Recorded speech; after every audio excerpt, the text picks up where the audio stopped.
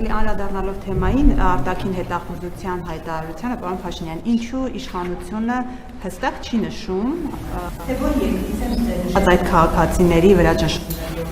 որովհետև տպավորվում է, թե ամբողջ աշխարհից կրված Հայաստանի քաղաքացիների վրա ճնշումներ են գործադրում ինչ-որ մարդիկ կամ ինչ-որ ուժեր։ Ինչու է ցածում կամ ինչու դեպի չի անում կառավարությունը որոշ երկրների անունները կան։ Սա առաջին հստակեցումը եւ երկրորդը դեր երկրի հետ կապված երեկերավորում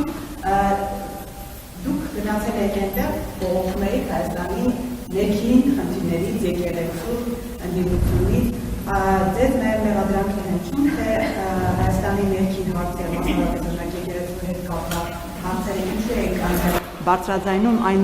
ենթատեքստով, որ օրինակ նույն հոգևորականների հետ կապված դատական որոշումներ վճիռներ էլ չկան։ Ինչու եք դուք այդ ամբիոնը օգտագործում դեռևս ոչ դատական վճռով անգամ Հայաստանի մարդկանց հոգևորականներին մեղադրելու որոշակի արարքներում։ Նախ ես որևէ մեկից չեմ բողոքել, ես մեր դիրքորոշումներն եմ արտահայտել, այդ թվում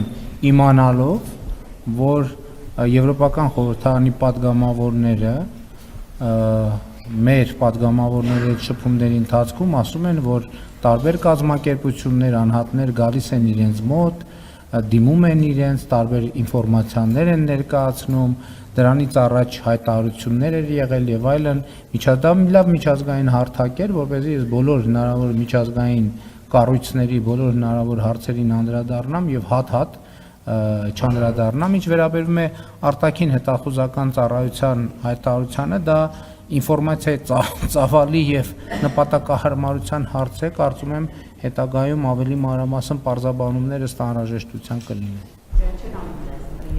Ենթադրում եմ, գիտեք, ես այդքան մանրամասներով չեմ կարող ասել, ենթադրում եմ կլինեն։